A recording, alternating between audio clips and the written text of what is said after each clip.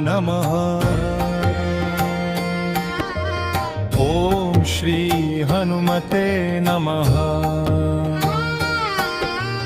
ॐ पंचमुखी हनुमते नमः।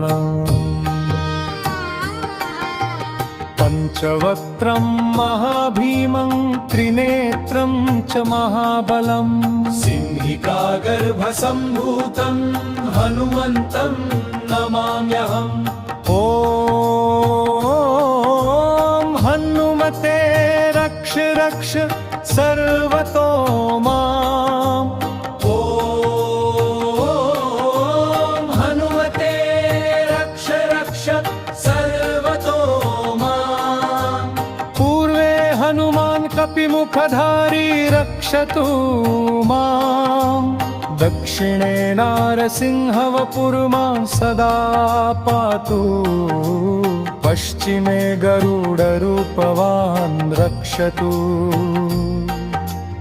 उत्तरदिशि वराहरूपः सदा रक्षतु माम्। पूर्वे हयग्रीवविग्रहः पातु मे शिरः। अधस्तात् ब्रह्मास्त्ररूपः पातु पादयुग्मं सदा मम। अष्टदिशि रक्षतु पञ्चवक्त्रः। स्वप्ने जाग्रति गच्छतः पश्यतः शयानम्। पश्यन्तं हसन्तं च मन्दं सर्वदा रक्षतु हनुमान् महाबल। ॐ अञ्जनीसुताय महाबलाय रामदूताय नमः। ॐ किलकिलाय वीराय विक्रान्ताय नमो नमः।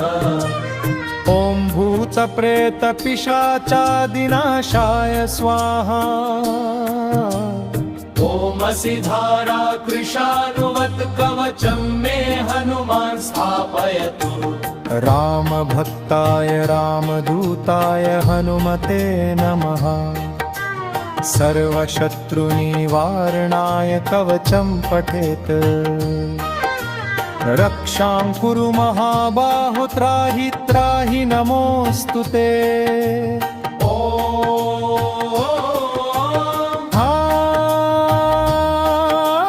हनुमते नमः। हनुमते नमः।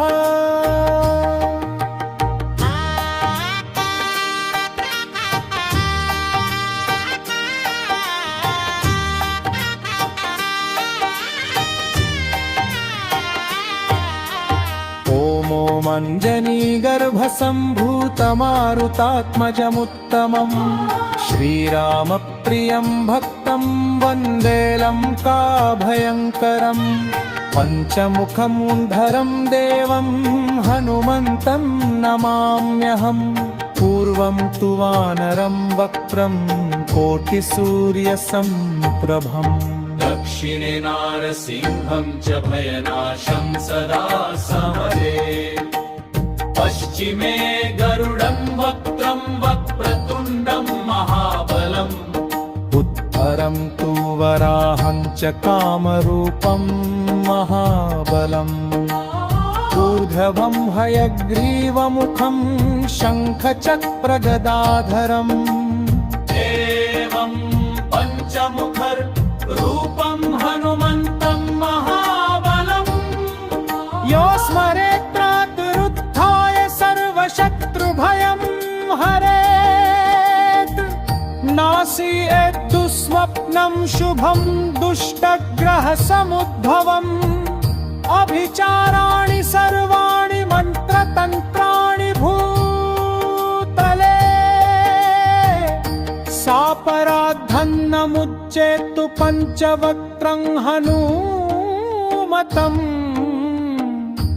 यं यं चिन्तयते कामं तं तं प्राप्नोत्यसंशयम्।